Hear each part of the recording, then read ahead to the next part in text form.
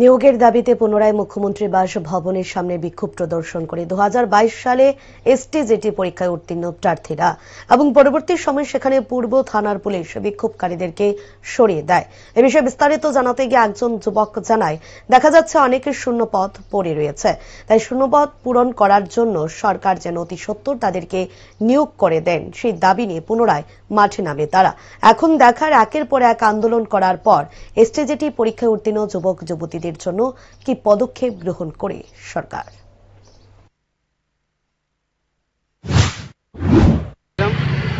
বাড়ির সামনে যে আমরা যে এসটিজেটি কতটুকু এগিয়েছে নিয়োগ প্রক্রিয়াটা সেটা জানার জন্য, কিন্তু আমরা তো বাসগুলোর সামনে যেতে দিইনি, কোনো সাথে কোনো কথা বলতে পারছি না এসটিজেটি বিষয় নিয়ে নিয়োগ কতটুকু হয়েছে।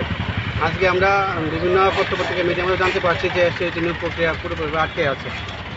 কিছু জায়গায় দেখতে পেলাম যে এসটিজেটি নিয়োগ প্রক্রিয়াতে বলছে তারা সুপ্রিম কোর্টে আছে, বিষয়টা সুপ্রিম কোর্টে বিচারাধীন অবস্থায় আছে। আমরা ট্রান্সপোর্ট খবর নিলাম, নিয়ে দেখতে পেলাম যে সেটা গভর্নমেন্ট অ্যাসিল করে রেখেছে এবং এটা হয়তো এটা শেষ পর্যায়ে এখন সামনে এসে চলছে।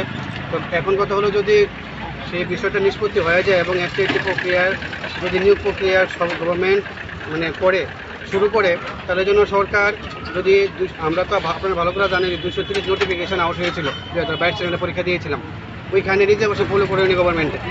তারপর হাইকোর্টের অর্ডারে বললো রিজার্ভেশন ফলো করার জন্য। এখন যদি গভর্নমেন্ট রিজার্ভেশন ফলো করে এসটি ক্যান্ডিডেটরা আছে ওদের পোস্ট বেরিয়েছিল, ওটা পোস্টটা কমে যাবে, যেটা আমরা কোনোমতে চাই না।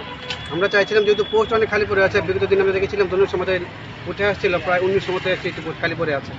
তো সরকার চাইলে যদি আপনার নিয়োগ প্রক্রিয়া সম্পন্ন করতে হয় তাতে পোস্ট ইনক্রিজ করতে লাগবে। যদি পোস্ট যাতে ইনক্রিজ করে সেটার জন্য সব কোয়ালিফাইড ক্যান্ডিডেটের জন্য হয়, মুষ্টিমেয় কিছুজনের জন্য সরকার চিন্তা ভাবনা না করে যে মুষ্টিমেয় কিছুজনকে তারা দিয়ে এই প্রক্রিয়া নিয়োগ প্রক্রিয়া শেষ করে দেবে, সেটা যেন না হয়। এমন যদি না হয় যদি তারা আমরা দেখতে পাই যে মুখ্যমন্ত্রী সাহেব কোনো সিদ্ধান্ত নেই যে তারা সরকার দ্বিচারিতা মনোভাব নিয়ে এগিয়ে যাচ্ছে নিয়োগ প্রক্রিয়া। সেখানে আমরা আপনাদের মাধ্যমে বলে রাখি যে আমরা দেখতে পাচ্ছিলাম 700 কি 800 একটা পোস্টের সংখ্যা উঠে আসছে নিয়োগ প্রক্রিয়ার জন্য, কিন্তু ততটুকু সাফিসিয়েন্ট না কোয়ালিফাইড ক্যান্ডিডেটের জন্য। আমরা চাই এসটি হোক, এসটি হোক, ইওর হোক, কাস্টমারকে যতজন কোয়ালিফাইড করেছে সবাই যেন পায়।